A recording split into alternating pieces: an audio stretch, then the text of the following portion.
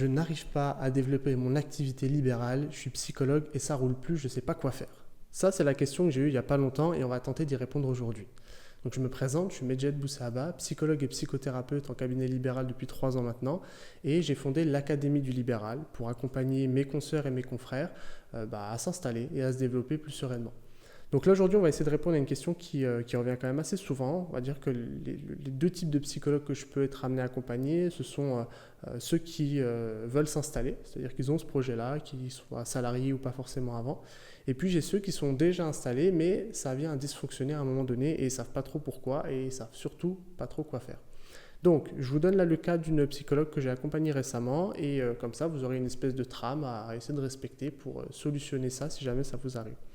Donc moi, ce que j'essaie de faire à chaque fois, c'est un espèce d'audit, c'est-à-dire voir qu'est-ce qui dysfonctionne. Est-ce que ce qui dysfonctionne, c'est quelque chose qui est plutôt lié à la gestion des finances, de la comptabilité? Est-ce que c'est quelque chose qui est plutôt lié à la communication? Est-ce que c'est quelque chose qui est plutôt lié à la modélisation du projet? Est-ce que c'est quelque chose qui est plutôt lié à une erreur dans le développement de l'activité? Donc on va essayer de voir ça. Déjà, ce que j'aime bien faire, c'est voir quelles conséquences ça a. En l'occurrence, là, avec la psychologue dont j'aimerais vous parler, la conséquence a été une baisse de nouveaux patients. Avant ça, elle pouvait avoir 20-25 patients par semaine, et puis là, elle se retrouve à peine avec une dizaine.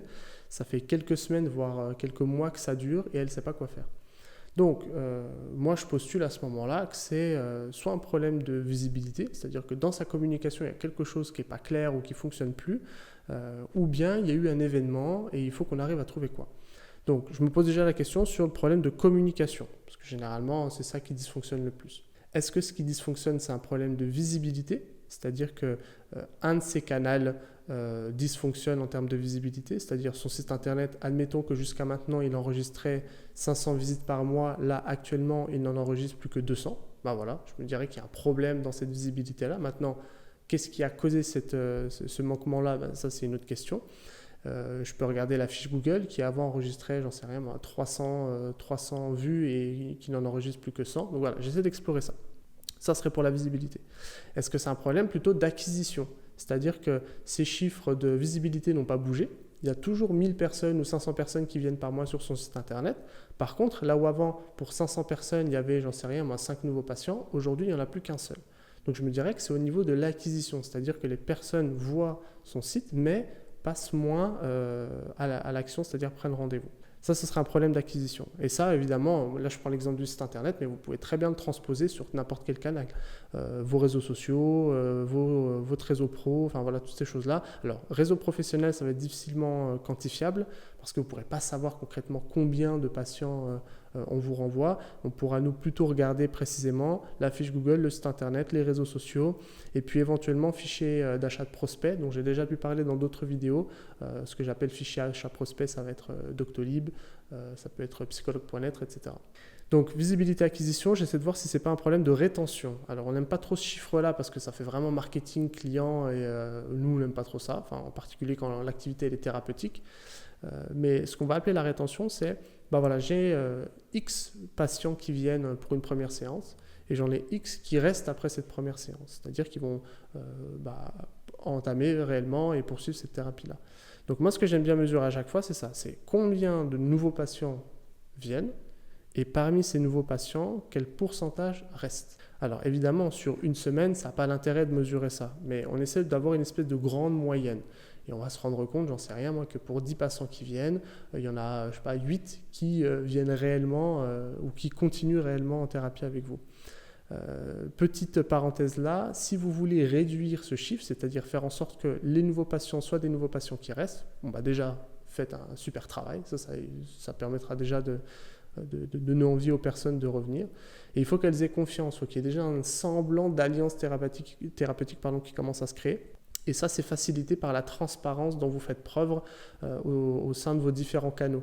Plus les personnes, moins il y aura un décalage important entre la personne, le thérapeute qui le projette et puis qui vous êtes réellement, moins il peut y avoir ce phénomène-là. Mais bon, après, on ne peut pas le maîtriser entièrement.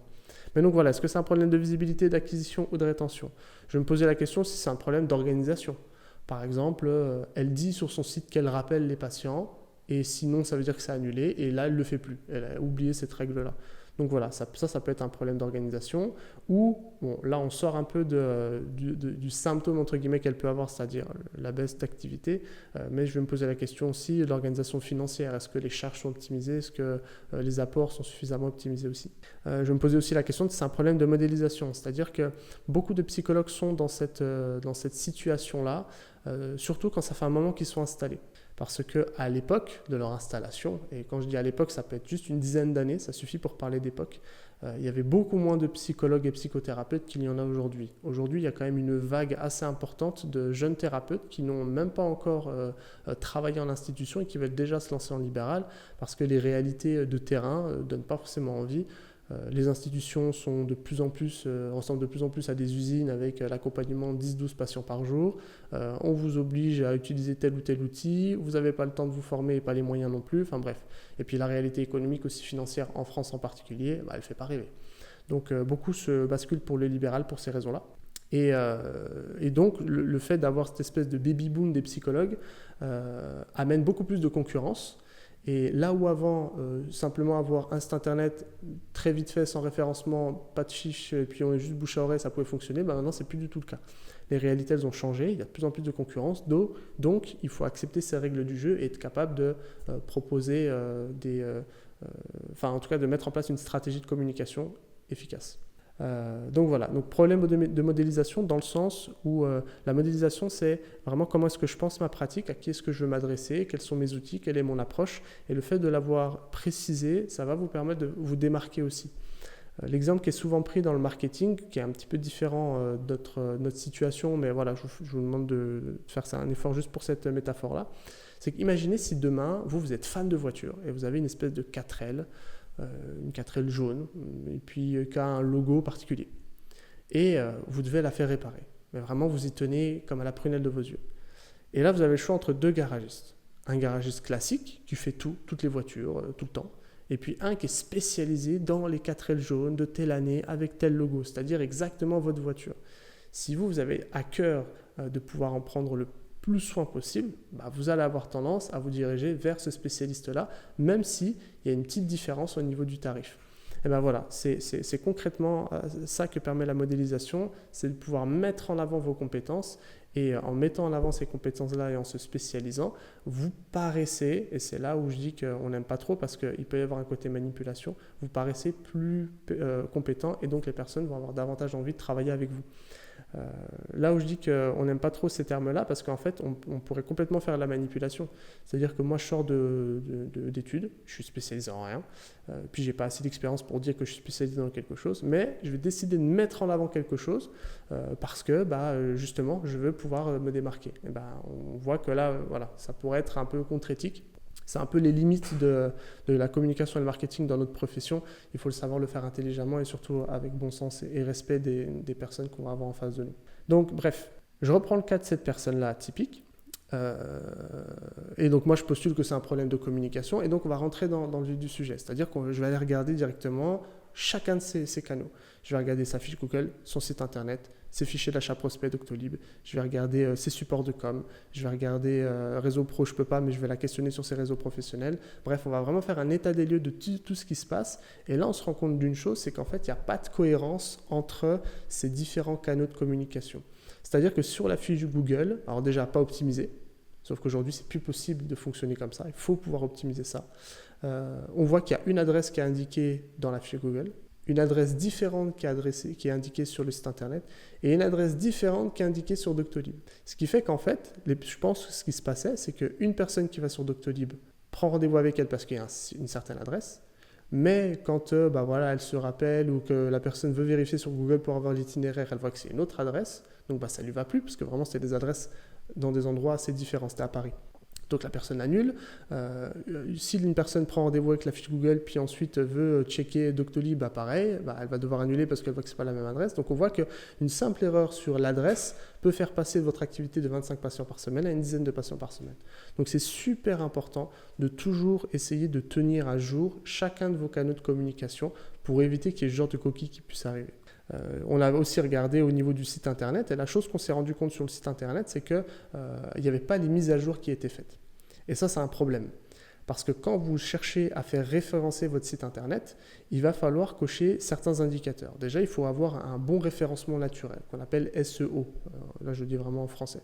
Ce référencement naturel, en fait, il est basé sur le choix d'un mot-clé qu'on veut mettre en avant. Ça, j'ai déjà expliqué dans une autre vidéo. Vous allez voir peut-être par là.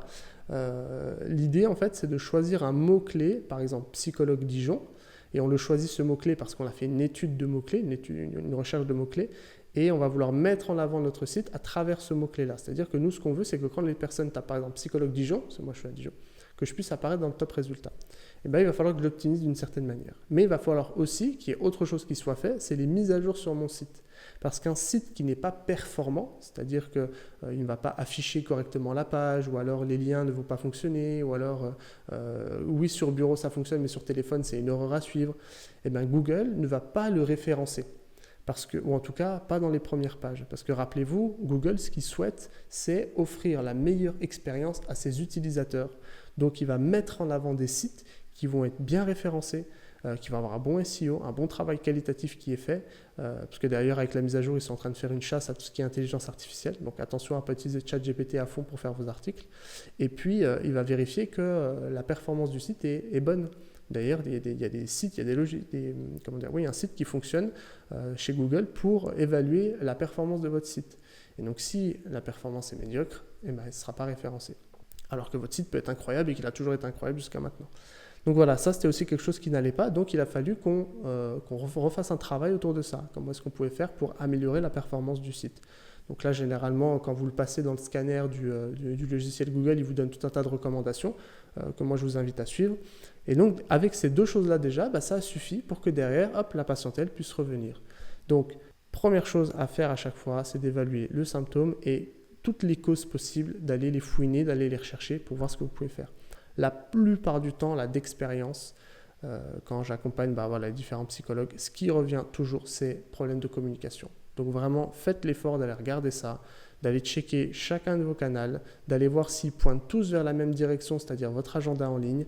Voyez ce qui pourrait faire friction là-dedans. Et puis, n'hésitez pas aussi à rappeler les patients qui ont soit annulé à la dernière minute, parce que c'était beaucoup ça, si vous pouvez, soit d'essayer d'aller à la recherche d'informations sur les personnes extérieures, ou même demander à vos propres patients, c'est-à-dire ceux qui sont venus là, si ils n'ont pas rencontré de problématiques avec la prise de rendez-vous sur le site internet, etc. Donc voilà, ça peut être des choses assez simples comme ça. Je pense avoir fait le tour. Si vous avez la moindre question, si vous aimeriez justement que je vous donne mon avis sur votre propre situation, n'hésitez vraiment pas à le mettre en commentaire. Si la vidéo vous a plu, je vous laisse mettre un j'aime, ça m'aide à me référencer sur cet algorithme YouTube. Et puis, je vous laisse cliquer sur la vidéo suivante si vous voulez aller plus loin. En tout cas, ça a été un plaisir. Si vous souhaitez aller plus loin, vous savez que vous avez l'Académie du Libéral, dans laquelle vous avez la réponse à toutes vos questions. Vraiment, il n'y a pas une question, je pense, qui n'a pas été posée et qui n'a pas une réponse en face. Et puis, si c'est le cas, moi, ça me donne l'occasion de pouvoir étoffer un peu ce que je fais dans l'Académie. Mais voilà, en attendant, vous pouvez poser vos questions en commentaire. Prenez soin de vous et puis je vous souhaite une bonne journée. Et puis à très bientôt.